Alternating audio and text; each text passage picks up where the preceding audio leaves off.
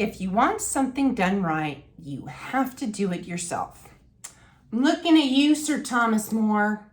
I'm author Gwen Elise Clayton, and I write paranormal fiction. Part of writing novels is world building. You have to create a setting, populate it with characters, and have those characters do stuff. In addition to writing about ghosts, vampires, witches, and druids, I also have plenty of mundane characters like a marketing director, a newspaper editor, and a couple of old hippies who own a winery.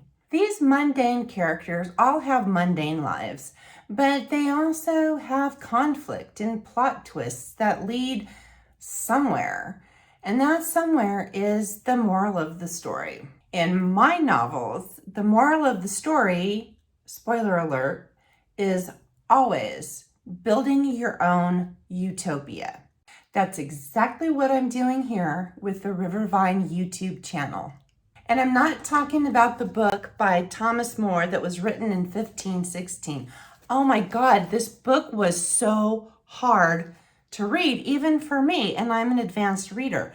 So I confess that I cheated and I went to YouTube to see if there was some sort of video that could explain it in nowadays terms. Check out the link in the description for the Course Hero playlist that talks all about Utopia, and he can explain it way better than I can. I assure you the utopia I'm building in my novels is nothing like Moore's. Well, people share their bounties and they do lead a nice, happy life, but there's no slavery in Rivervine, and my characters are encouraged to express their individuality, not conform to some arbitrary standards or herd mentality. Rivervine is the name of the fictional city in which my books are set. I have 2 books so far, Fermata Sellers and Zinfandel's Grimoire, and I'm working on the 3rd. So with book 3, I'm focusing more on the world building aspect, and I'm basing it on what I want life to be like in real life. This week marks the 1-year anniversary of the Rivervine YouTube channel being a weekly commitment. For 52 weeks now, I've been dropping videos every Tuesday. As I throw stuff against the wall and trying to see what sticks, I'm finding my own niche on this platform and narrowing down my focus. Season 2 of the Rivervine channel is going to delve into the 9 pillars of the Rivervine Utopia. These are the elements of mundane life that I want to see promoted, valued, and manifested in the real world. Check it out. Number 1, home ownership, owner-occupied housing. For you personally, owning your own home is one of the best ways to create wealth.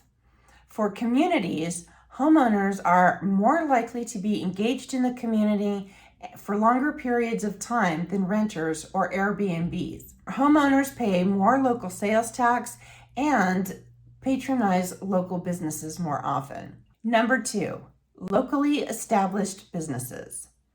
A 2004 study published in the journal Civil Economics found that for every $100 spent at a local firm, 68 of those dollars recirculated back into the local economy. But for every $100 spent at a chain firm, only $43 stayed local. Number 3, agriculture. In my utopia, fresh, healthy, delicious food is accessible and affordable to everyone. I have tons of videos on this topic and I will be uploading more, so expect to see a lot about that in the near future. Number 4, military veterans. As much as we would all like to live in a world without any war, there will always be bad actors who don't play by the same rules that we do, and we will be forced to defend ourselves. That means that we need to support the men and women who go off into battle to do all the dirty work. And when they get home, they need to be taken care of properly.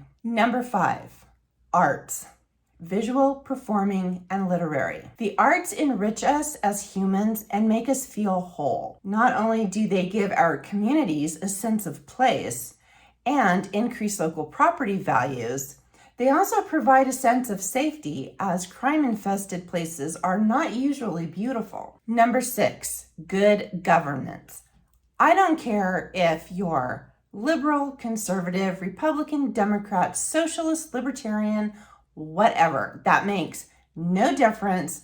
All I care about is having a functional society. And we can't have that if we're trapped in some kind of cult of political ideology. Number 7, education. We need to be continually learning, and we have to value education and the continuous learning process. Even if we don't go to school, we can still read and analyze things and just have that mentality of craving knowledge. Number 8, wellness, physical and mental. You need to have healthy people in order to have a healthy society.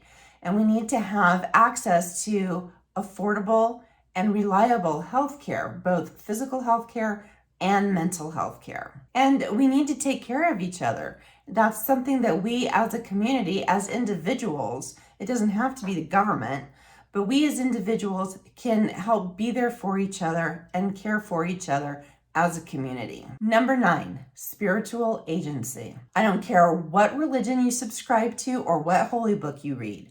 No one has the right to dictate to someone else what their spiritual beliefs should be.